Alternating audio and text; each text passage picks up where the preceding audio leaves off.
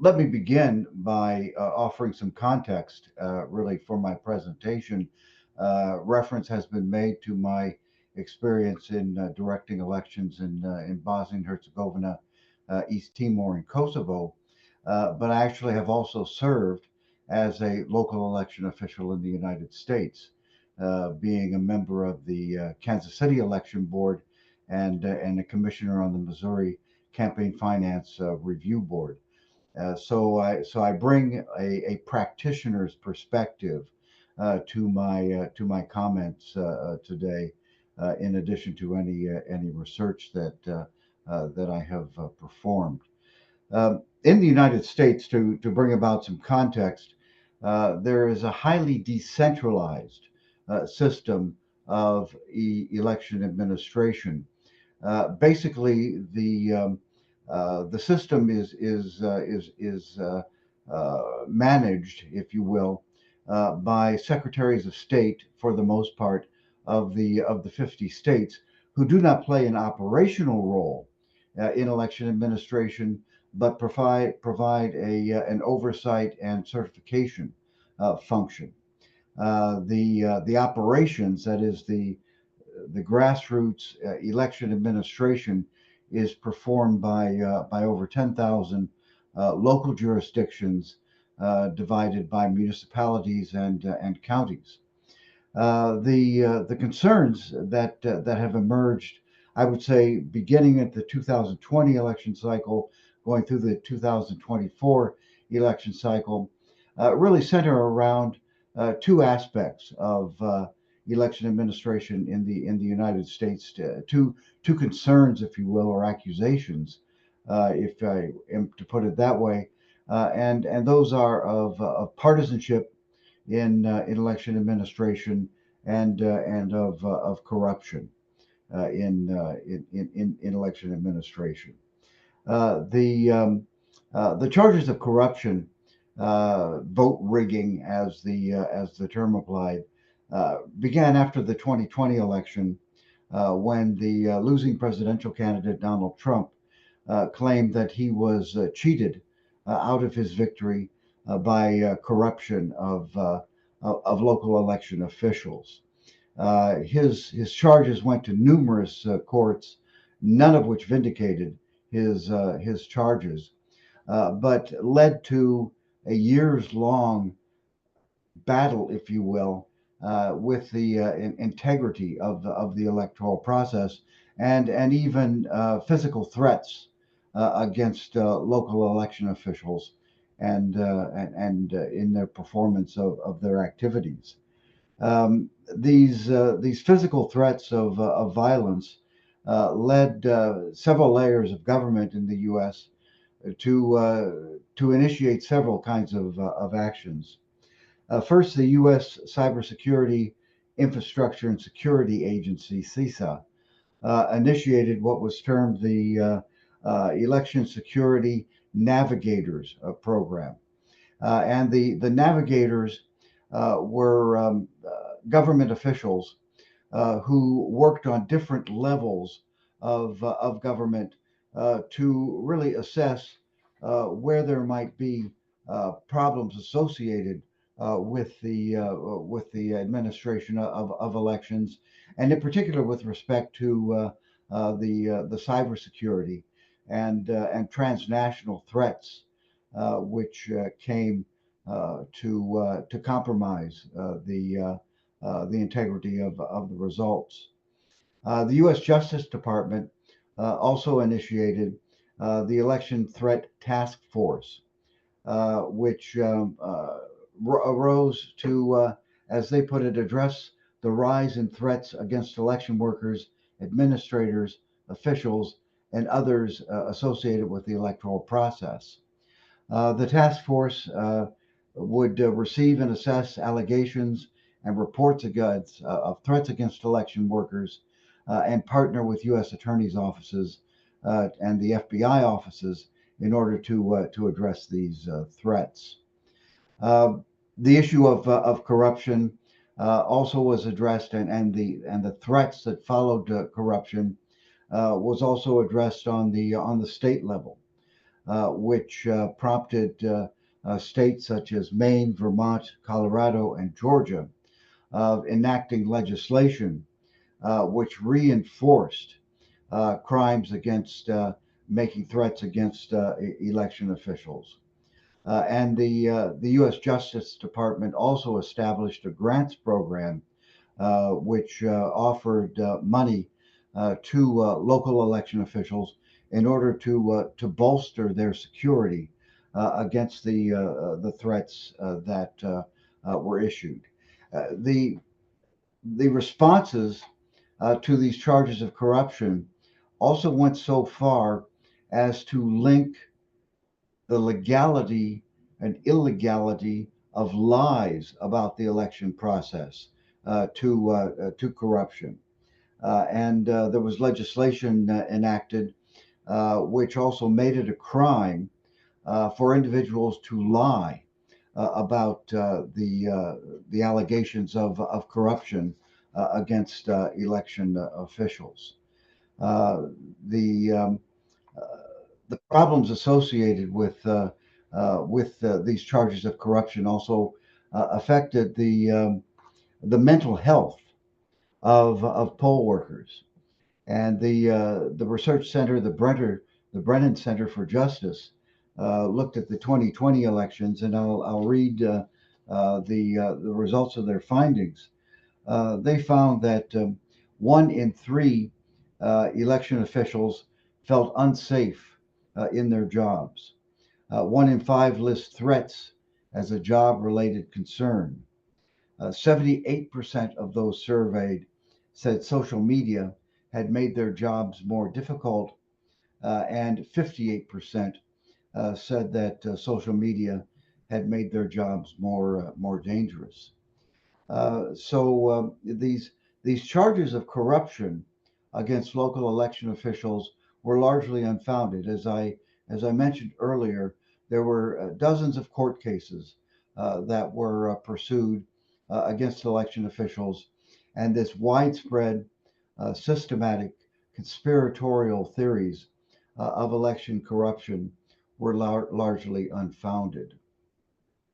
The second criticism of election officials and election administration in the United States is that of partisanship. And partisanship is a component of election administration in the United States. Secretaries of state are elected as Republicans or Democrats or independents, but largely as Republicans or Democrats.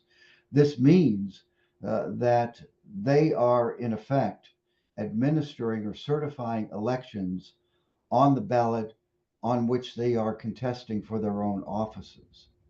The same is true with county clerks in subnational districts, with municipalities having election boards being largely appointed by state officials. Um, the issue of partisanship emerged in the 2024 election cycle, really as a legitimate concern. The Although there has been some research that has indicated that by Republicans looking after Republicans' interest on election authorities, Democrats looking at Democrats' interest on election authorities, combined to make an overall public service of the public being represented by partisan interests looking after their own interests. The public interest was served by this partisan composition. But there are many moves on the part of the U.S. And reform groups in depoliticizing, if you will, election administration. The concern is about the independence of election officials from partisan interests. And independence of election officials has to be viewed from the standpoint of two features: behavioral independence and structural independence. I take structural independence first. This structural independence is tied up in the legal framework associated with election administration. And are there sufficient checks and balances, which, although Republican interests and Democratic interests are the basis of the appointment process, are there adequate safeguards associated with the legal framework that there is indeed structural independence of election commissioners and officials from doing their duty? That being said, is there behavioral independence associated with that? That is, despite the fact that there may be checks and balances associated with with the partisan composition of election officials, is their behavior independent of partisanship in the way that they have executed their duties? There have been some attempts to depoliticize, departisan, if you will, election administration. One of these was done in the U.S. state of Wisconsin, where a government accountability board was established. This was established as early as 2007. And the Government Accountability Board was a nonpartisan board charged with administering elections in the state. Its membership was composed of former judges nominated by a candidate committee selected by appeals court judges. It combined the functions of the State Elections Board and the State Ethics Board. These were responsible for election administration, campaign finance, ethics, and lobbyist registration. The impetus for this was because of a lax enforcement of campaign finance and ethics regulations. However, there was general dissatisfaction with performance of the Government Accountability Board, and it was eventually dissolved, and the partisan model went back into operation. Um, Another aspect to attempt to departisan aspects of election administration in the U.S.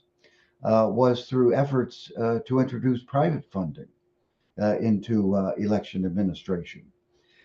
For the 2020 elections, Mark Zuckerberg and Priscilla Chang uh, contributed $419 million to grants to local election authorities, in particular for them to institute measures that would allow local election authorities to cope with the impact of COVID-19 and the special voting arrangements that were required in order to diminish in-person voting and to create online voting options, special voting arrangements, advanced voting, and the like.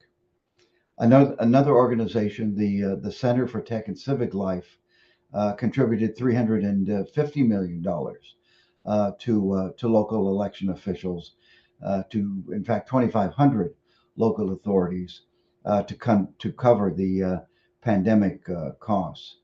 And this Center for Technical and Civic Life announced a new U.S. Alliance for Election Excellence and agreed to commit $80 million to election authorities over the next 5 years to funding election equipment and other administrative services.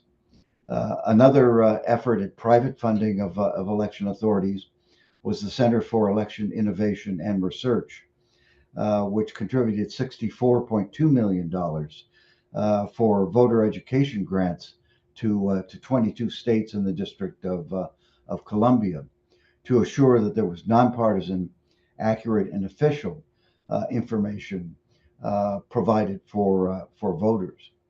However, these nonpartisan funding efforts have been discontinued because of criticism, largely by Republicans, that these grants were directed toward Democratic leaning jurisdictions in an effort to bolster Democratic turnout. This has not been justified, but these efforts have largely been diminished over the years. So where we are in the U.S. at this juncture is that in the 2024 election, uh, the um, the rhetoric associated with vote rigging and corruption was largely diminished. I think in large part because the forces behind the vote rigging rhetoric, largely the Donald Trump supporters, won the election and were not making these claims about the 2024 election. So we are not hearing emanating from the 2024 campaign these charges of corruption. There have been a few claims from the left about vote rigging, but both sides largely agree that the results of the election stand with integrity. The partisanship aspect of diminishing this aspect of election administration is out there as reform measures, but these are weak efforts at reform. And although these will persist over the years, there are not huge expectations that partisanship and this kind of model of election administration will be changed over the years. Although this will be, yeah, among some reform corners, still a persistent effort to remove partisanship from election administration. So these are two aspects of election administration in the United States. The calls of partisanship, which have uh, diminished largely over the years, and the since 2020, and the aspect of partisan